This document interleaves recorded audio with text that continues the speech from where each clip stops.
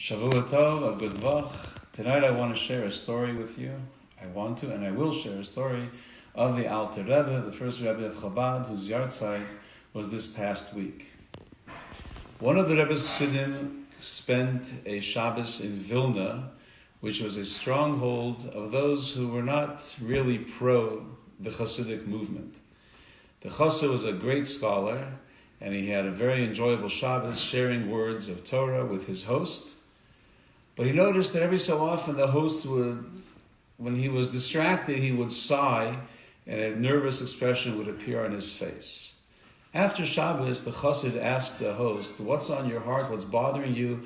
I see every so often you had a really very sad look on your face and you sighed. What's going on?" He decided to confide in him that he and his partner had been accused of stealing money from the government, and they had gone through a court case and even an appeal, and they were about to be sentenced to a 3-year sentence far off in Siberia or somewhere horrible like that. And they were innocent, but didn't know how to gain justice in the anti-Semitic Russia of 200 years ago. The Chassid said to them, "If you've exhausted all your legal opportunities, I would suggest that you travel to Lubavitch and ask the Alter Rebbe for a bracha. Because as everyone knows, his blessings have helped many people, and you only stand to gain and not to lose." This businessman went to his partner, and they were very hesitant to go to the Rebbe, knowing that their friends and neighbors were all very negative towards the Hasidic movement. So they went to one of the 7 most important people in the city. His name was Reb Meir Rafals, to ask his advice. And he suggested that they go to the Alter Rebbe because he has heard amazing things about him. So off to Lubavitch they went. They were granted a chance to see the Alter Rebbe. They poured out their hearts. They told him the story, the situation, the court case, the sentence. And they asked him, "What should we do?" As if he had not heard what they had said, the Rebbe asked them, "You fine young men, look that you are learned scholars. Perhaps you can explain to me the meaning of the Talmud that says as follows, Malchusa de Rekia, Malchusa de Ara ke'ein Malchusa de Rekia," which means that the kingdom below is similar to the kingdom in heaven. Like an earthly kingship is similar to godly's kingship. And he said, "What do you think that means?" And they both looked surprised, they were not familiar with the text, and they shrugged their shoulders. And the Rebbe said, "Let me tell you what it means." It says, just like God in heaven is referred to as Hashem, the name, he's not referred to by his real name, so too, in a normal kingdom, although the king's name is known, but he's referred to by a title, not by his name. So the respect given to the king is similar to the respect given to God. And with that, the Rebbe indicated that their meeting was over. And these 2 men left with a tremendous dissatisfaction and frustration. They hoped for a blessing, they hoped for advice, they hoped for promises of success, and instead, the Rebbe asked them to translate and explain the meaning of a very little known statement of the Talmud, explained it to them, and that was it. I mean, as they say, that and 50 cents might get you on the subway. What were they supposed to do with this? So they really said, all those things that people say negatively about the Hasidim and the Rebbes must be true, because here we got a very off-the-wall answer. So they returned to Vilna, and they returned to their lawyers, and they were told the only chance they have is to personally approach the Minister of Justice and ask him to review it and look into it, and perhaps he'll find that they're innocent. How does one get to the Minister of Justice?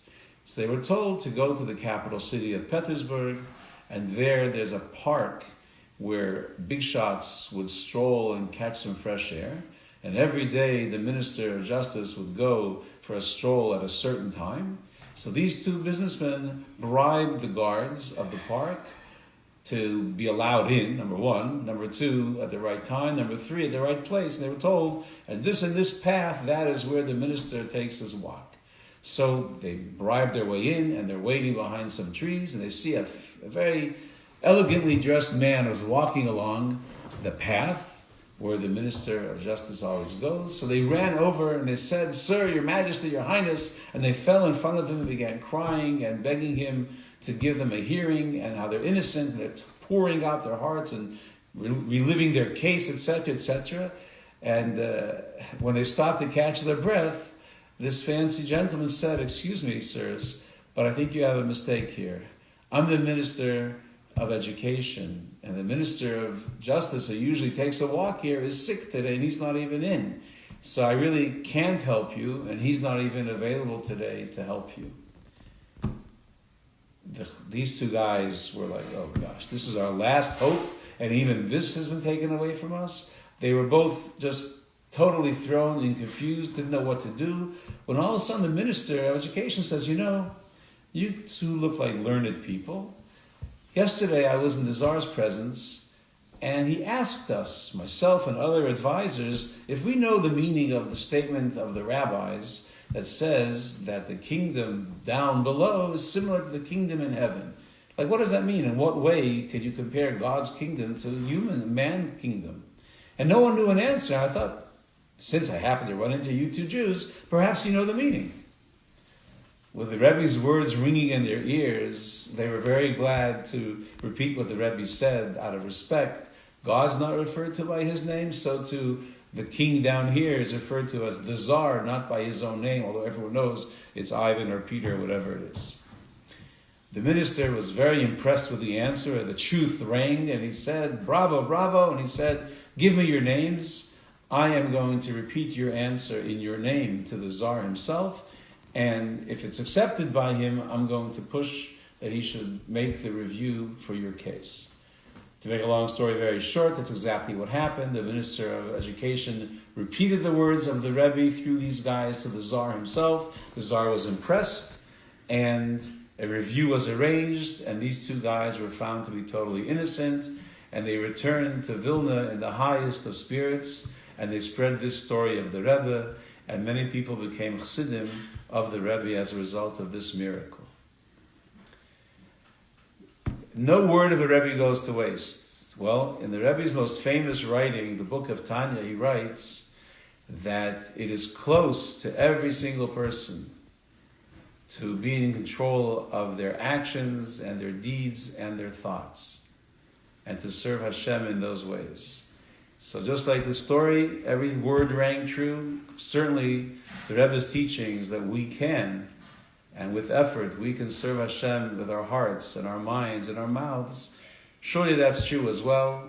I hope I listen to this. I hope you do as well. Have a great week.